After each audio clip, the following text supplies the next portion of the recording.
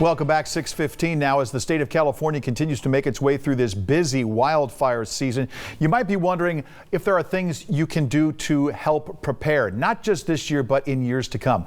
Mike Gula with Hippo Insurance joining us this morning from Austin, Texas to talk about why fire insurance should be included in your emergency plan. Good morning, Mike. Thanks for being here.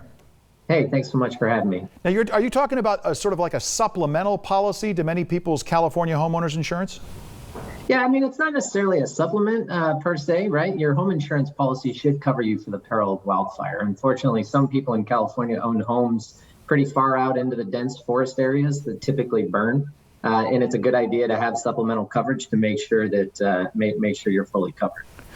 When you see wildfires like this, and we're going to show some video of some of the footage that's been captured, and you seeing these homes burn and whatnot, what kind of a load does it put on the insurance industry as a whole when you're having all these different homes, cabins, as you mentioned, things in these Sure. outlying areas that burn? Yeah, I mean, it's difficult for insurance companies, obviously, when these massive fire events happen, right? I mean, most insurance companies have great claims teams that are ready to respond to catastrophes like these. Unfortunately, we've seen over the last 10 years in California, these fires continue to get worse and worse. And then this year, you obviously have the added thing of COVID-19, that's making it even more difficult for people to evacuate, find hotels, insurance companies to make sure that they can, get in touch with their customers.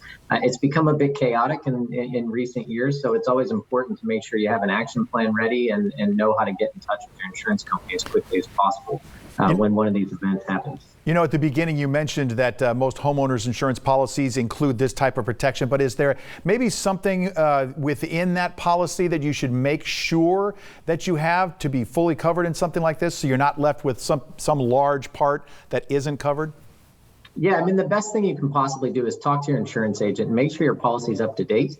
A lot of homeowners buy their house, they get their home insurance policy, and they don't touch it again for 10 years, right? And things change with the home. You have a family, you have kids, you add a whole bunch more contents and all these different things you do to your home over time. And a lot of people don't think to call their insurance company and make these updates. And then unfortunately, one of these events comes through and they lose everything that they own, their house, their contents, their vehicles, everything, and they haven't updated their insurance policy. So it's a really good idea just to make sure if you live in one of these areas, get your policy updated, make sure you have the proper amount of coverage, make sure you have the proper amount of contents protection for the personal belongings you own. And just, keep your family safe as best you can. Mike Gula with Hippo Insurance joining us live from Austin, Texas this morning with some helpful suggestions. We appreciate it. Thank you. Thanks so much for having me, guys. Appreciate it.